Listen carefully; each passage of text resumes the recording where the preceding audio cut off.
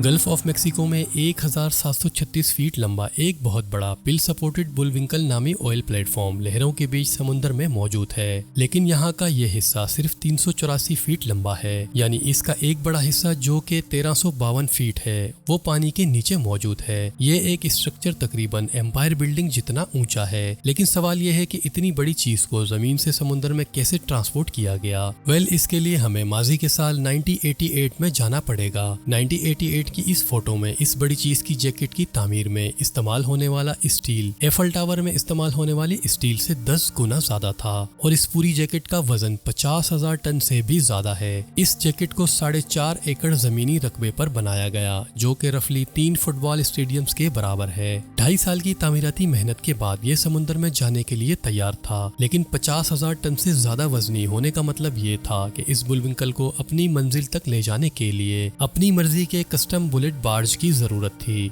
853 foot की बुलंदी पर यह अब तक का सबसे बड़ा बार्ज था, लेकिन इसके बावजूद ऑपरेटर्स को इस जैकेट को इंच बाय इंच उतारने के लिए 5 दिन लगे। आखिरकार ये टेक्सास के सिरे से कॉर्पस क्रिस्टी जहाज के चैनल के जरिए और गल्फ ऑफ मेक्सिको तक 380 माइल्स तक का सफर तय करने के लिए तैयार था। एक बार बुलविंकल जब अपनी मंजिल पर पहुंच गया तो इसे 90 सेकंड से भी कम वक्त में समुद्री पानी में तैरने के लिए उतार दिया गया। इसके बाद ऑपरेटर्स ने मैनुअली हाइड्रोलिक सिस्टम को ऑन किया, फ्लड वाल्व को खोला और बुलविंकल को 1350 फीट समुद्र के फर्श पर इसकी आखिरी पोजीशन पर बिठा दिया। आखिरी डेक के हिस्सों को पानी के ऊपर 15 फीट तक नजर आने वाले फ्रेमवर्क में शामिल किया गया था और इस ऑपरेशन को एक बहुत बड़ी कामयाबी समझा गया। इस तमाम मेहनत और कोशिशों पर तकरीबन $500 मिलियन की लागत आई, जो आज के हिसाब से $1.3 बिलियन कॉस्ट बनती है।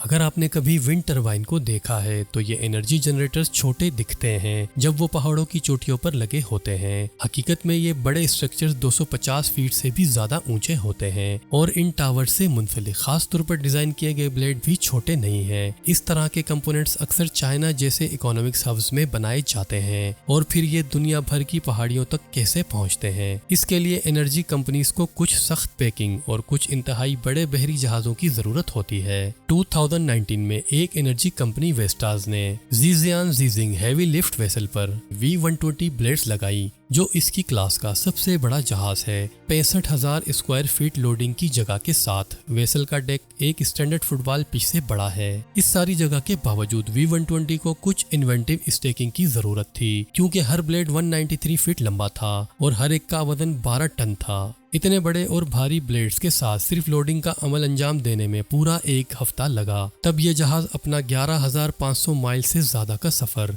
फेरल स्पेन तक शुरू कर सकता था, लेकिन इस बात को यकीनी बनाने के लिए कि इसका कार्गो स्टेबल और महफूज रहे, ये सिर्फ 11 माइल्स पर आवर की स्पीड से सिर्फ 10 नॉट्स की तेज रफ्तारी से सफर कर सकता है। हमने ये तो जान लिया कि विंड टरबाइंस के ब्लेड्स को कैसे दूसरे ममालिक में ट्रांसपोर्ट किया जाता है, लेकिन वो इसे पहाड़ों की चोटियों तक कैसे पहुंचाते हैं। यहाँ काबिले एतबार सेमी ट्रक्स और एक्सटेंडेबल ट्रेलर्स आते हैं। ये ट्रक्स एक ब्लेड के वजन को इसके 200 फीट के करीब अकबी सिरे पर एक सेपरेट ट्रेलर पर फैलाते हैं, जिसे एक एक्सटेंडेबल हाइड्रोलिक स्पाइन से जोड़ा जा सकता है। अब ये ट्रांसपोर्टेशन का एक उम्दा तरीका लगता है अगर आपका रास्ता सिर्फ एक सीधी लाइन है तो, लेकिन अब इतने ज्यादा बोझ के साथ ये लंबे ट्रक्स कैसे टर्न लेते हैं, और अगर वो ऐसा करते हैं तो क्या उन्हें सड़क के किनारे दरख्तों या रुकावटों से टकराने का खतरा नहीं होगा? इसमें परेशान होने वाली बात नहीं है, ये सब सोच समझकर किया गया है। इन रोड्स के लिए वसी तरीन मंसूबाबंदी की जरूरत होती है, जिसमें ब्लेड की नकलो हमल से पहले मखसूस कॉर्नर्स पर दरख्त, रुकावटें, हत्ता के लैंप पोस्ट हटा दिए जाते हैं। इसके ऊपरी हिस्से में पीछे वाला ट्रेलर सेल्फ स्टीयरिंग है, यानी ये मैनुअली तौर पर पायलट किए जाने की जरूरत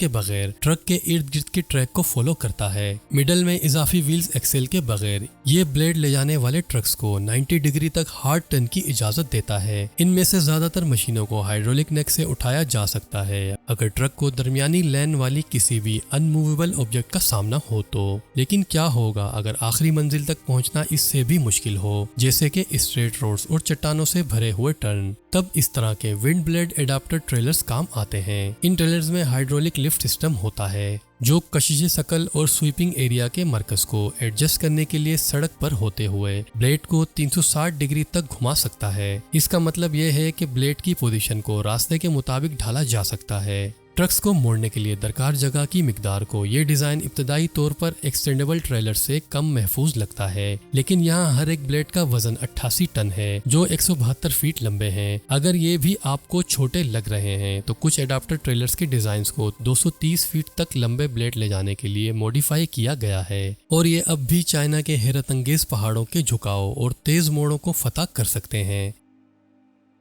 ये एक बिग मेरिनो है जिसे गोलबर्न न्यू साउथ वेल्स के मकामी लोग प्यार से रेम्बो के नाम से पुकारते हैं। रेम्बो एक 50 फीट लंबा कंक्रीट मेरिनो शिप है। इसे 1985 में डिस्ट्रिक्ट की एक ऊन की सनत के यादगार के तौर पर तामीर किया गया था, जिसे स्टील के फ्रेम और तार की जाली का इस्तेमाल करते हुए मजबूत कंक्रीट के साथ बनाया गया था। ताहम 2007 में गोलबर्न बाईपास के मंसूबों का मतलब ये था कि रेम्बो को हरे भरे चरागाहों में मुंतकिल करने की जरूरत होगी जो सड़क से आधा मील नीचे है। अगरचे रेम्बो ज्यादा दूर नहीं जा रहा था, लेकिन इसे मुंतकिल करना कोई आसान काम नहीं था। सबसे पहले रेम्बो के स्टील की टांगों के इर्द गिर्द कंक्रीट के सांचे को हटाकर काट दिया गया, जिससे इसके नीचे खास तौर पर बनाए गए स्टील के फ्रेम को जैक किया जा सकता था। इसने 93 टन के ट्रांसपोर्टर ट्रेलर और ट्रैक्टर यूनिट के नीचे रिवर्स के लिए काफी जगह बनाई। इसके बाद इसकी टांगों को ट्रेलर के बिस्तर पर वेल्ड किया गया और आखिरकार 2 दिन की तैयारियों के बाद रेम्बो आगे बढ़ रहा था। 96 से ज्यादा व्हील्स और 620 हार्स पावर के साथ इस ट्रक को किसी समुद्री घोंगे की रफ्तार से आगे बढ़ने की जरूरत थी